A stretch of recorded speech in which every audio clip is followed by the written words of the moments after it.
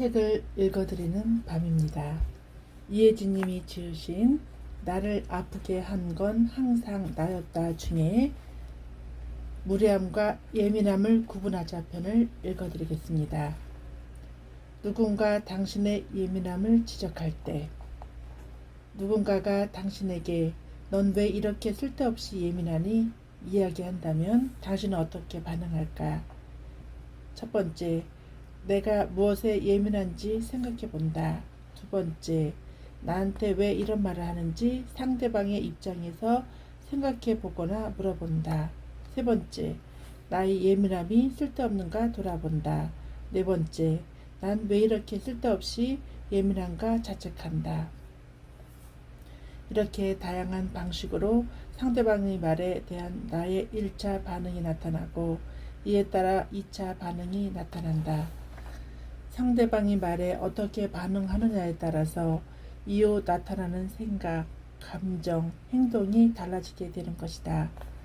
첫 번째 반응이 일어난다면 이후에 당신은 내가 구체적으로 예민해하는 주제에 대해 생각해보는 시간을 가질 수 있을 것이다. 두 번째 반응에 이어서는 상대방은 왜 나에게 그것을 궁금해하는지 고민해 볼 수 있다. 세 번째 반응에 따라서는 쓸데없는 것과 쓸데있는 것의 차이를 따져볼 수 있을 것이다. 그러나 네 번째 반응은 다르다. 이는 더 깊은 생각을 통해 성찰을 돕는 방향과는 다르게 이어진다. 네 번째 반응 자책은 성찰을 위한 생각보다는 나의 감정이 건드려진다. 그리고 나의 존재 자체가 흔들리게 된다. 쓸데없이 예민해 내가 미워지며 그런 나의 존재를 부정하고 싫어지는 것이다. 앞의 세 가지 반응과 다르게 네 번째 반응은 성찰과 거리가 멀어지며 예민함이라는 본래의 주제에서도 벗어나게 된다.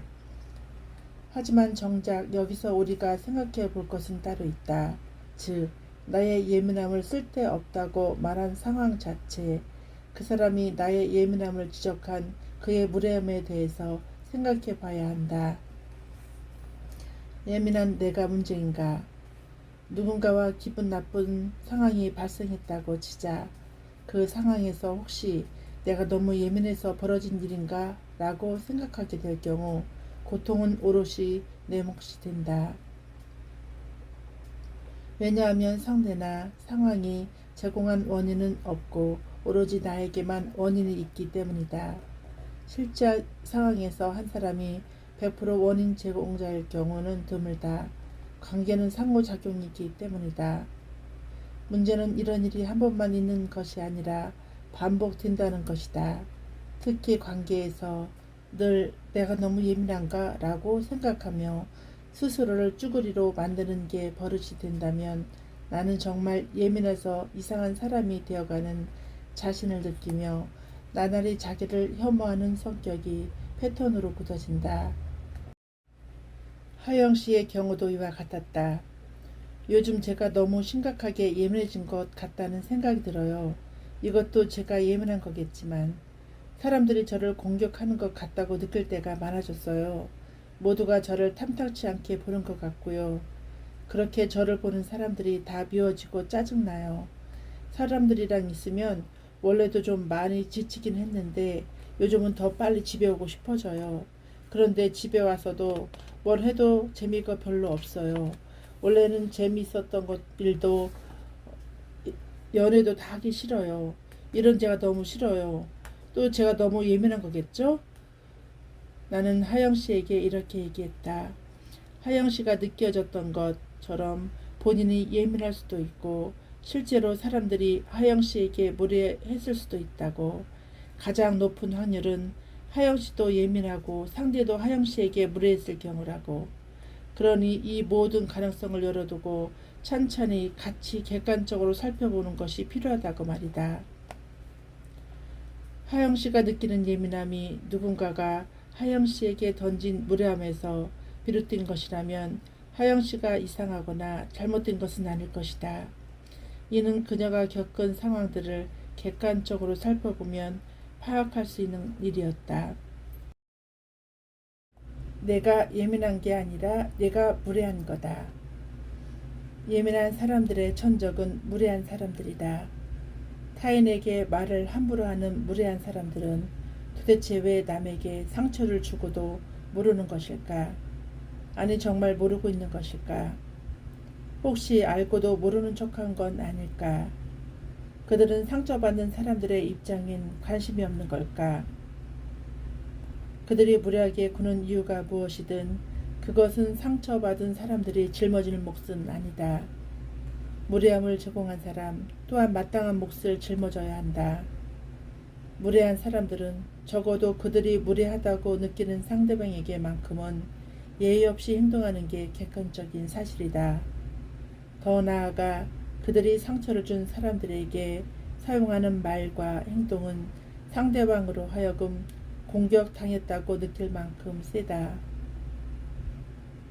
영어에서도 무례함이라는 표현은 대개 성적이거나 신체에 대한 언급으로 상대방을 수치스럽게 만드는 언행을 뜻한다.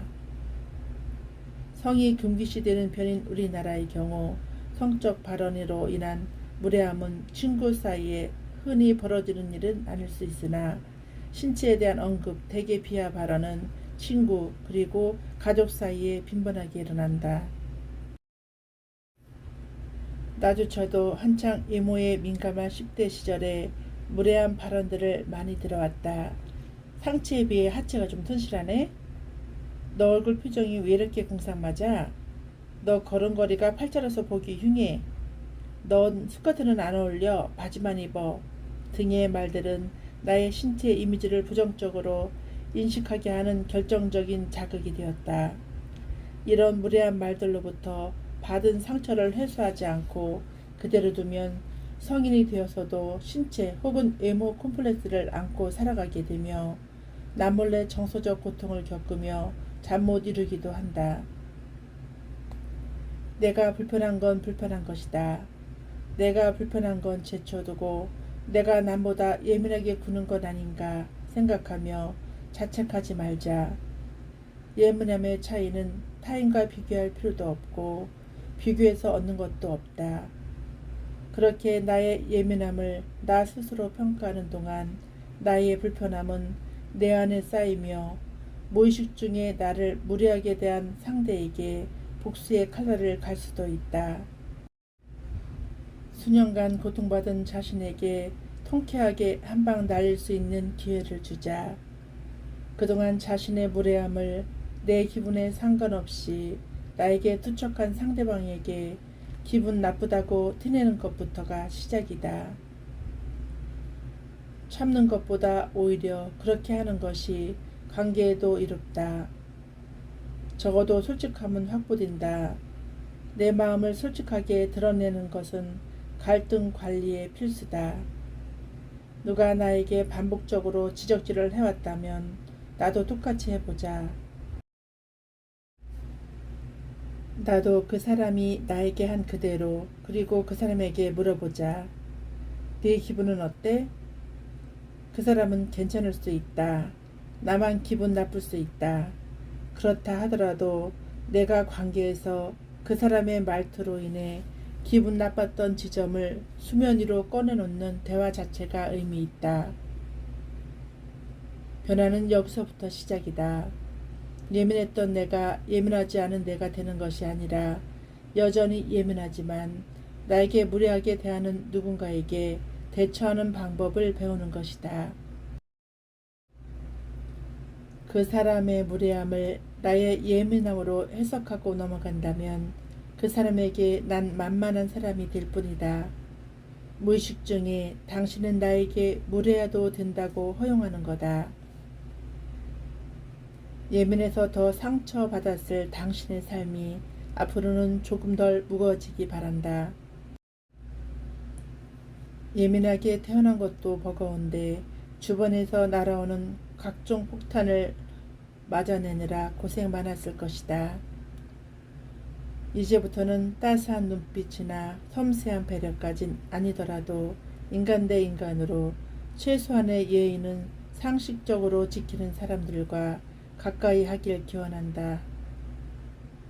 최소한의 매너도 보이지 않는 사람들의 무례함으로 인한 상처는 나의 예민함 탓이 아니라는 점을 기억한다면 이 삶이 조금은 편안해질 것이다.